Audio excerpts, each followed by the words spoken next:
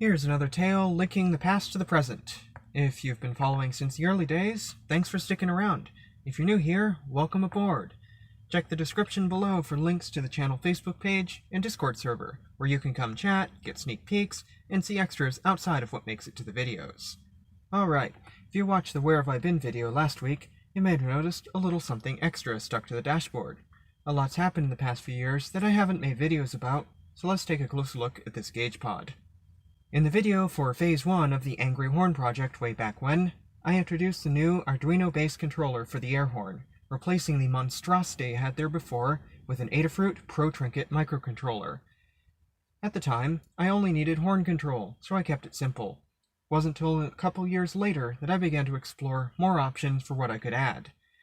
I was planning a cross-country drive to California to visit my girlfriend during the middle of summer, and knew that out of everything on the car, the automatic transmission would be the most vulnerable component. Heat is the enemy, and as the car has no factory transmission temp gauge, nor a temp value accessible to my OBD2 scan gauge, I needed to get creative. Attaching a thermistor to the transmission cooler line with thermal epoxy let the Arduino measure the approximate fluid temperature. An insulation blanket and silicone wrap kept it protected from the elements. For a display, I chose a 16x2 character LCD, also from Adafruit. It has an RGB backlight, allowing me to match color and brightness to my main instrument cluster, along with excellent daytime contrast. At the same time, I figured there would be situations where I'd want to modify the horn behavior from the standard delayed air horn. At highway speeds, the factory horn is all but useless. Only a blast of the air horn is effective there. But if I'm trying to pull into some little motel late at night, I wanted no chance of accidentally letting fly a honk of doom and giving the small town cops the most action they've seen all week in coming to hassle me.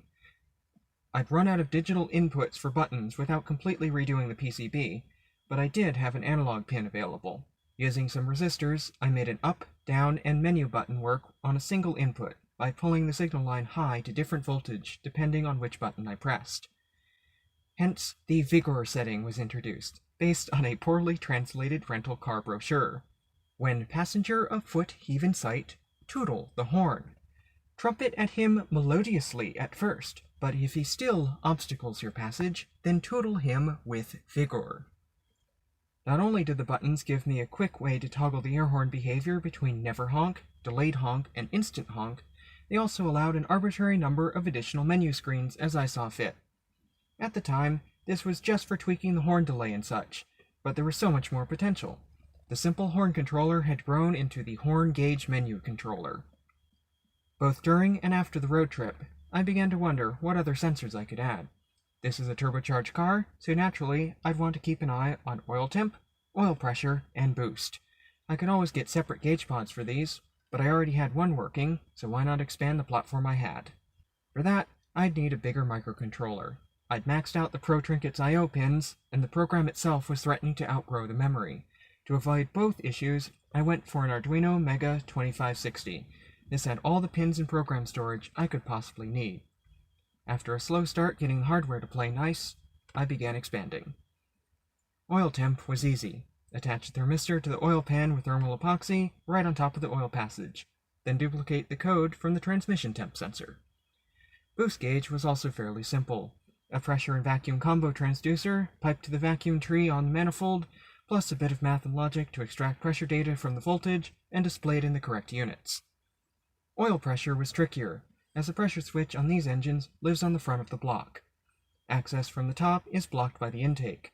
Access from the front blocked by condenser, intercooler, and radiator assembly. Access from below is blocked by the subframe. But the PCV system needed servicing as summer rolled back around, giving me another valid reason to pull the intake to tackle both jobs at once.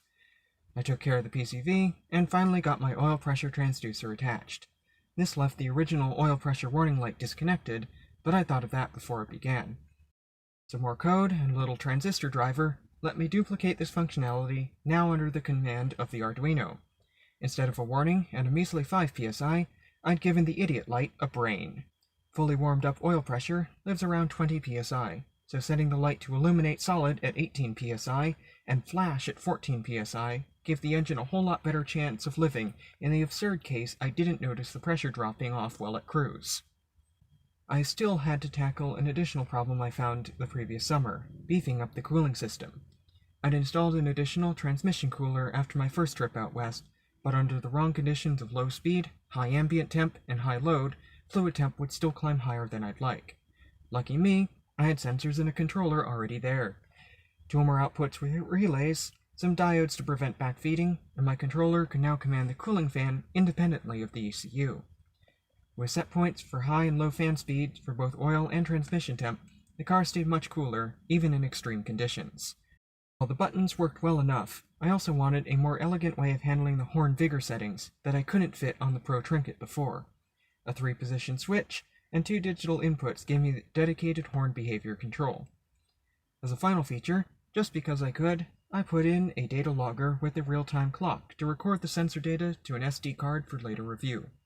Using CSV files to hold the data, even a tiny 1 GB card holds years worth of logs. I do have to empty the card every year though, as file name limitations means files made on the same date but different years will appear to be exactly the same date on the file name, though internally they have the correct data recorded.